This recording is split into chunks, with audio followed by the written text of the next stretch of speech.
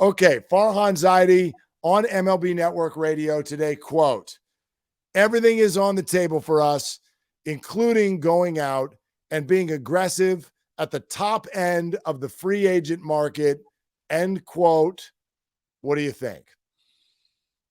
I mean, it's the right thing to say, but I gotta see the labor. I mean, the baby before I hear about the labor pains. Isn't that how the phrase goes? Like, I'm not going to be triggered by it though. Like, I'm really not, because I think that they've said all the right things in terms of, yeah, look, we know we got to be aggressive. We need to get everyday players. Like, what else does this guy need to say? If you're angry right now, you're just being angry to be angry. There's nothing that they can do right now until free agency starts, whatever it is.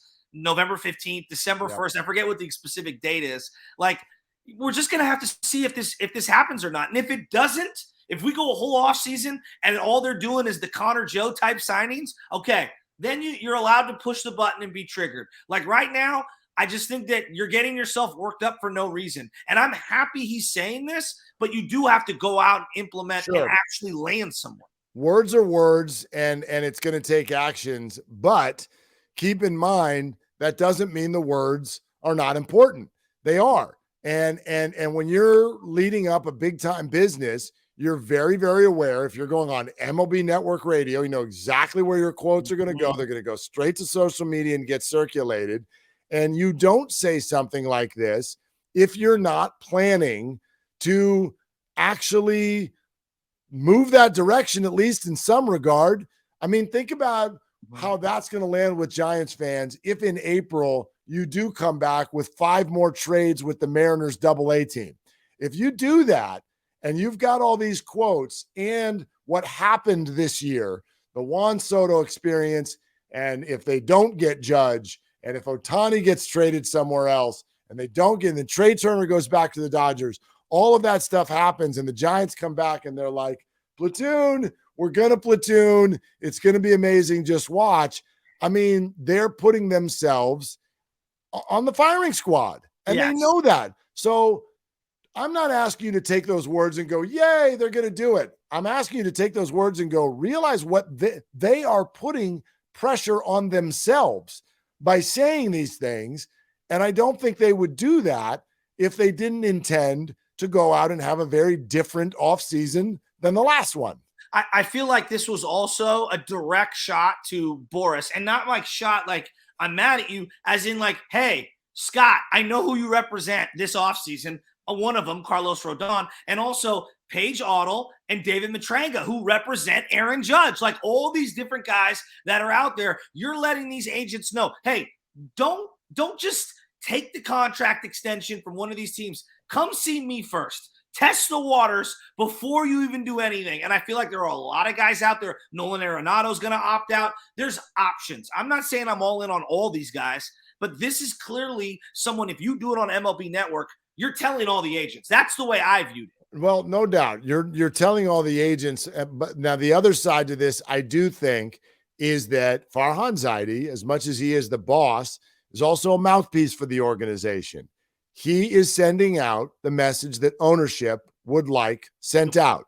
And ownership would like the Giants fans to know we're not cheap. And so that's great. That's great that you want to say that, because if you're going to say that and then you're going to run out an $80 million payroll, again, you're going to look ridiculous. Yeah. So it's wonderful that they send that message out.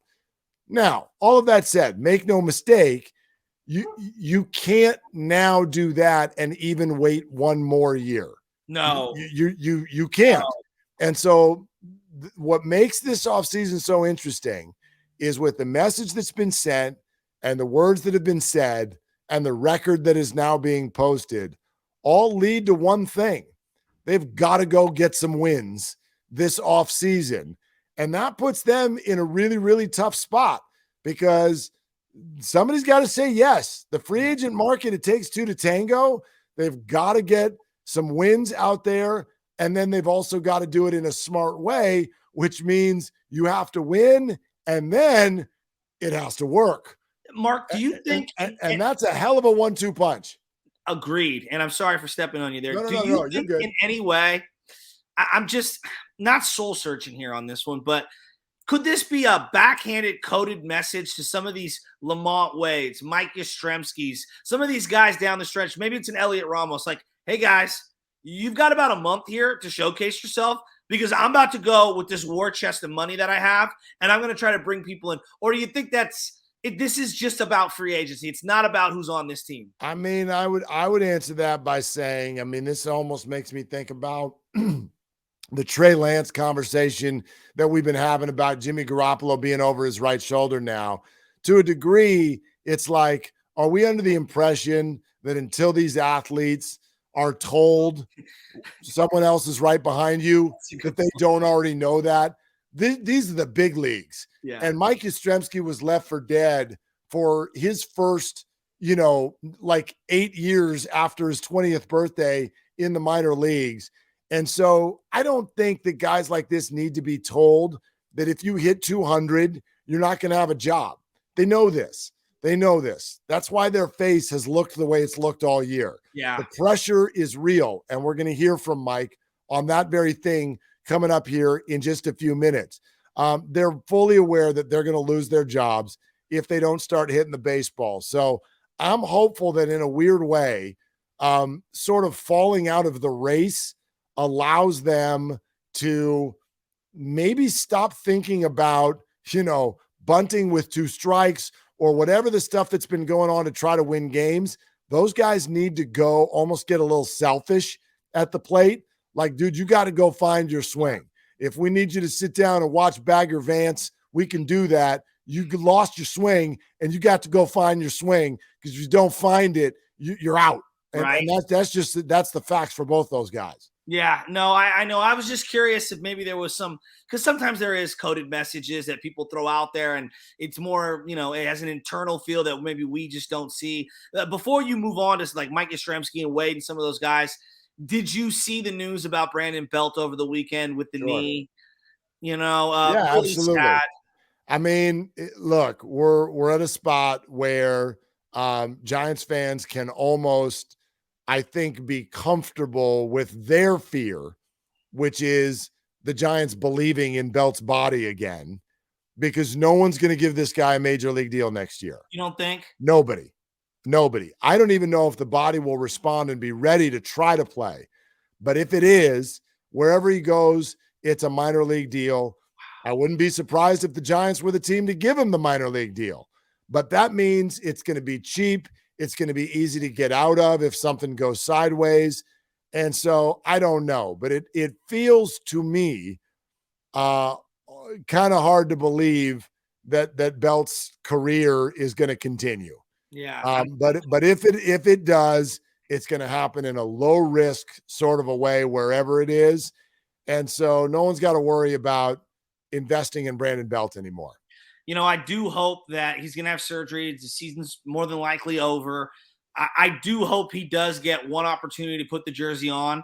Just go out to first base and remove him before the game even starts. Like, give Giants fans an opportunity to give him a clap, because it's one thing I think about with Matt Cain and Tim Lincecum and some of these legends. They didn't get to go away on their own terms and have that final kind of curtain call. I think, and I'm hoping that they'll do something for Belt, but I don't know. Maybe that seems unlikely. No, I'm with you. I hope so. Like, I got into the battle a few weeks ago by calling him a great Giant, and a bunch of people were like, hey, he's kind of a good Giant. Like, what? And it's like, we've been so busy for the last 10 years with the Belt Wars that we've probably never stopped and just given him a round of applause. Agreed. Which, whether he was good or great, doesn't matter. Like, he had a decade where he's the first baseman of the Giants and they won 2 rings. Like, that's got to be worth a whole hell of a lot. And he's also got a really kind of quirky personality. He gave us some laughs at times. I do think he's going to be one of those guys. I don't see him as a media guy, but I do think in retirement, that's someone the Giants fans will love a lot more than they loved him when he was a player. I'm kind of with you. And I never was Brandon Belt's one of the best players on the Giants, guys. But if you take a step back, since 58, that's when this team's been here in San Francisco. Whether you got him 4, whether you got him 5, 6, he's one of the 6 best first basemen this organization has seen since 1958. So you got to understand someone's place in the hierarchy of this team. And you have to acknowledge the years that he's had. And it coincided with the most wins actually in the playoffs that this organization's ever had. And he was a big part of that. So I was feeling a certain way because Belt, I've been riding the guy forever. And then I saw the news that he's going to have the knee injury. And this whole year, after seeing him walk to the bat the other day, I'm like, dude, his body is just shot. And I feel empathy for the guy.